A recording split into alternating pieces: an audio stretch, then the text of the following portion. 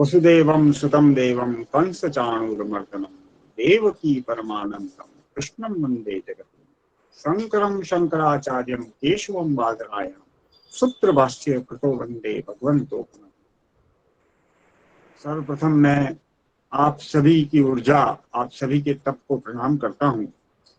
और आज का विषय बहुत ही महत्वपूर्ण है। ज्योतिष पर केतु की चर्चा हो रही है और नवग्रहों में अंतिम रूप से जो विद्यमान ग्रह है केतु की गणना अमूमन पापक ग्रहों में की गई है, परंतु चूंकि केतु की अमूमन गणना पापक ग्रहों में की गई है, इसलिए केतु के चरित्र को समझना भी बड़ा मुश्किल है, बड़ा कठिन है। अगर व्यक्ति या कोई ज्योतिर्वेद केतु के प्रभाव को समझ लेता है, उसके चरित्र को समझ लेता है, तो मैं समझता हूं कि वो कुंडली का साधन कर लेता है, कुंडली को साध लेता है। और ऋग्वेद में सूर्य की रश्मियों के लिए केतु का शब्द का प्रयोग हुआ है। ऋग्वेद का वचन है प्रकेतु नाम बृहता यात्यानि रोदसी वृषभि रोदादिति। अद्भुत ब्राह्मण ग्रंथ में उल्का या धूमकेतु शब्द का प्रयोग भी आता है। अथर्ववेद में धूमकेतु शब्द का प्रयोग भी किया गया है। और मेरा व्यक्तिगत रूप से सुबह से ही मैं विद्वानों को सुन रहा हूं और बड़ी ही सारगर्भित चर्चाएं हो रही है। केतु के विभिन्न आयामों की चर्चा हो रही है, किस प्रकार से कुंडली में फल देता है। सर्वप्रथम जिन वक्ता ने चर्चा की संहिता के आधार पर, मैं उनको भी नमन करता हूं। और साथ में ये जानने की ये बड़ी रोचक बात है और मेरा अनुभव है कि केतु जिस भाव में होता है उस भाव के फल की महत्वाकांक्षा को बढ़ा देता है। मैं ये नहीं कहता हूं कि फल में वृद्धि करता है, परंतु फल की महत्वाकांक्षा को बढ़ा देगा। अगर वो धन भाव में है तो धन की महत्वाकांक्षा को बढ़ाएगा, अगर वो दशम भाव में है तो राज्य की महत्वाकांक्षा को बढ़ाएगा, अगर वो भाग्य स्थान में है तो भाग्य की महत्वाकांक्षा को बढ़ाएगा, और लाभ स्थान में है तो लाभ की महत्वाकांक्षा। वेदों में धूम्र वर्णम ध्वजाकार, केतु का वर्ण धुएं के समान कहा गया है। जिस प्रकार से धुआं होता है, और ध्वजाकारम, ध्वजा जो कीर्ति को परिलक्षित करती है। इसलिए प्राय हम कभी भी जन्मपत्री देखते हैं, किसी प्रकार से व्यक्ति की जन्मपत्री में केतु का प्रभाव आ रहा है, केतु कहीं ना कहीं दशाओं में आ रहा है या गोचर में कहीं केतु का प्रभाव आ रहा है, तो हम कहते हैं कि केतु कीर्ति कारक है, केतु आपकी कीर्ति को बढ़ाएगा। ऐसा काम होगा जिससे व्यक्ति की कीर्ति बढ़े। क्यों? क्योंकि पताका है, ध्वजाकार है, और ध्वज जो है वो कीर्ति को बढ़ाता है। तो ये भी समझना पड़ेगा कि केतु ब्रह्म है। तो कई विषयों को लेकर मैंने कहा कि केतु, जैसे हम हर ग्रह को अलग अलग तरह से डिफाइन करते हैं कि चंद्रमा सौम्य ग्रह है, मंगल है, उग्र ग्रह है, परंतु केतु के लिए एक स्पेसिफिक वर्ड का प्रयोग नहीं किया जा सकता कि केतु हर कुंडली में अलग अलग प्रकार से फल देता है। मारवाड़ी में एक कहावत है, क्योंकि मैं राजस्थान से आता हूं, तो केत खड़ावे खेत। केतु की दशा जब आती है या केतु की अंतर्दशा या प्रत्यंतर दशा में कहीं केतु का प्रभाव रहता है, तो ये मानते हैं कि केतु जो है वो बहुत मेहनत करवाता है, और जिस भाव में है उस भाव से संबंधित मेहनत करवाता है। जिस ग्रह के साथ है, क्योंकि राहु और केतु का फिजिकल अपीयरेंस नहीं है, भौतिक रूप से कहीं विद्यमान नहीं है, इसलिए इन दोनों ग्रहों को किसी प्रकार की राशियों का स्वामित्व भी नहीं मिला है।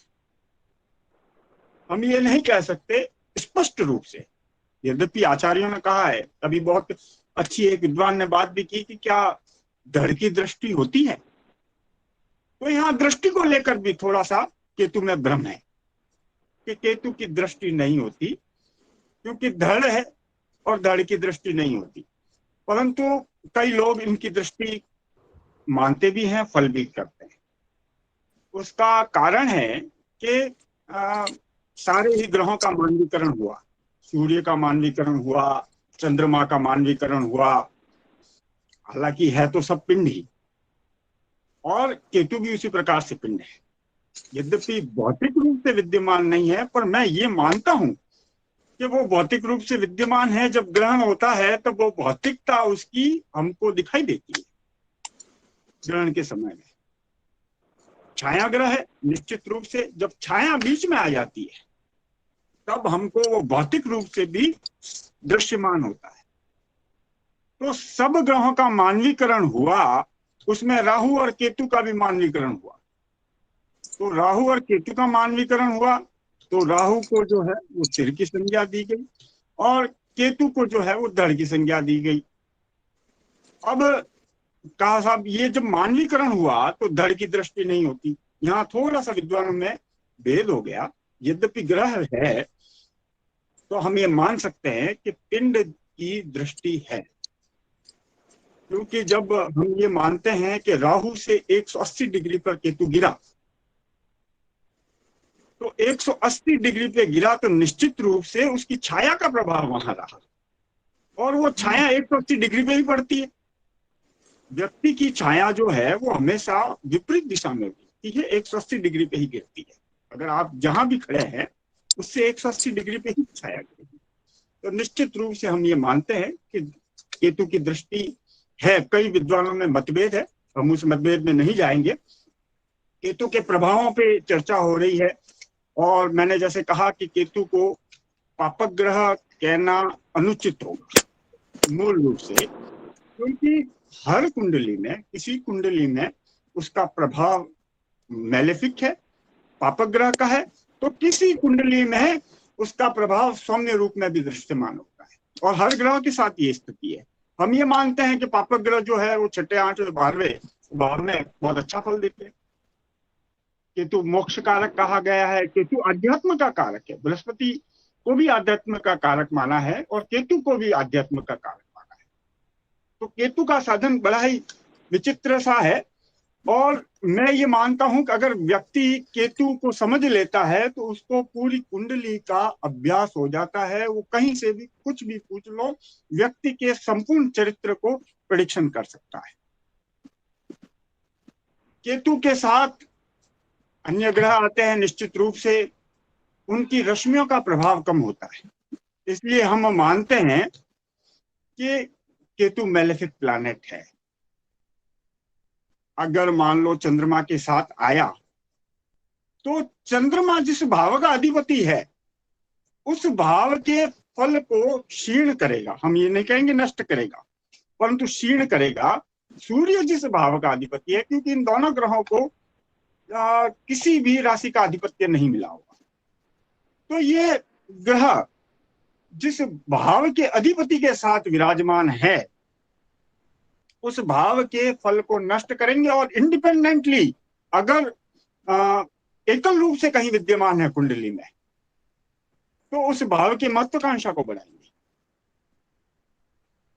सर केतु और मोटा मोटी अगर हम माने कि भाई जो ग्रह के कारक हैं, जैसे सूर्य है, सूर्य के साथ केतु की युति है, तो सूर्य केतु की युति आध्यात्मिक उन्नति की द्योतक है। निश्चित रूप से सूर्य कुंडली में जिस भाव का अधिपति है उस भाव के फल को नष्ट करेगा केतु, परंतु मोटा मोटी सूर्य केतु की यह युति आध्यात्मिक उन्नति की द्योतक है। सूर्य आत्मा है तो केतु अध्यात्म है, मोक्ष कारक ग्रह है।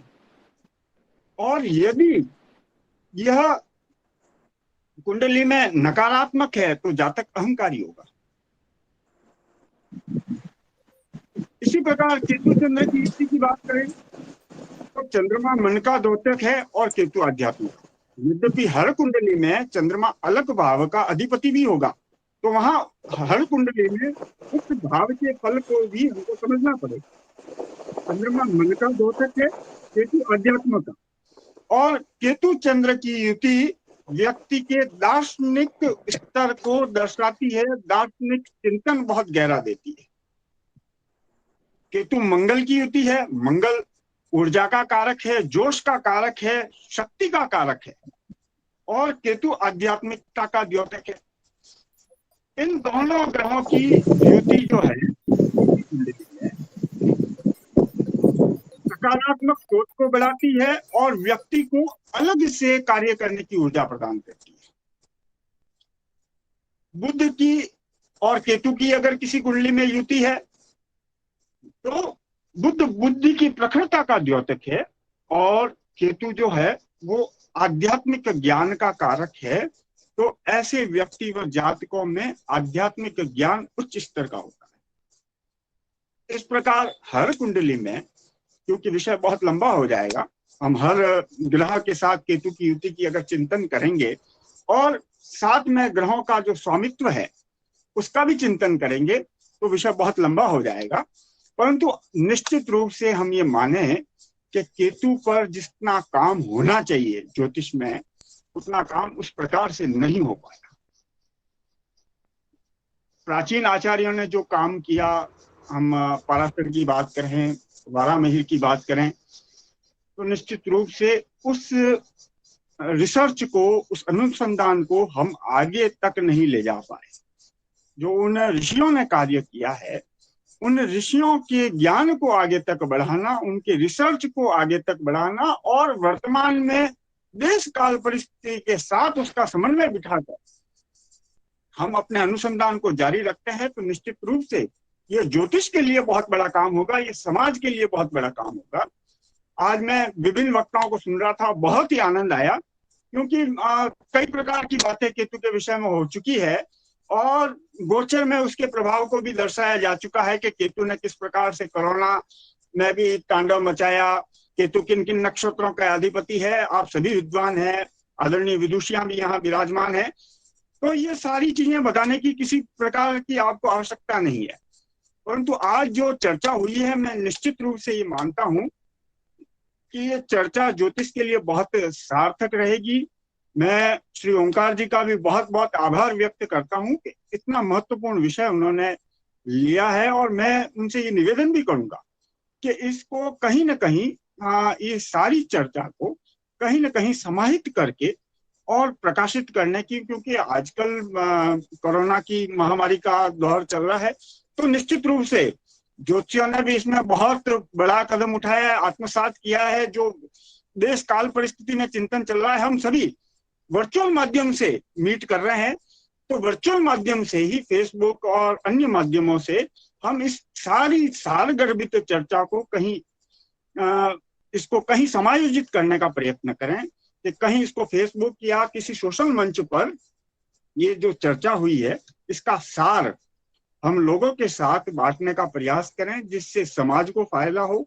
जो नवोदित ज्योतिषी हैं उनको भी कहीं ना कहीं हमारे अनुभव का, बहुत बड़े बड़े विद्वान इस मंच पर विराजमान हैं, उन सबके अनुभवों का, उन सबके ज्ञान का लाभ मिले। आप सभी ने मुझे बुलाया, बहुत बहुत आभार, बहुत बहुत धन्यवाद। आदरणीय रमेश सर जी, आपने जो समय दिया हम लोगों को, उसके लिए बहुत बहुत धन्यवाद। आपको कहीं जाना भी है आज और आपने उसमें समय निकाल के हमें दिया, पूर्ण समय दिया आज आपने, उसके लिए मैं आपके चरणों में कोटि कोटि वंदन। जय जय जय। सभी विद्वान और विदुषियों को बहुत बहुत प्रणाम, नमस्कार। आनंद आ गया।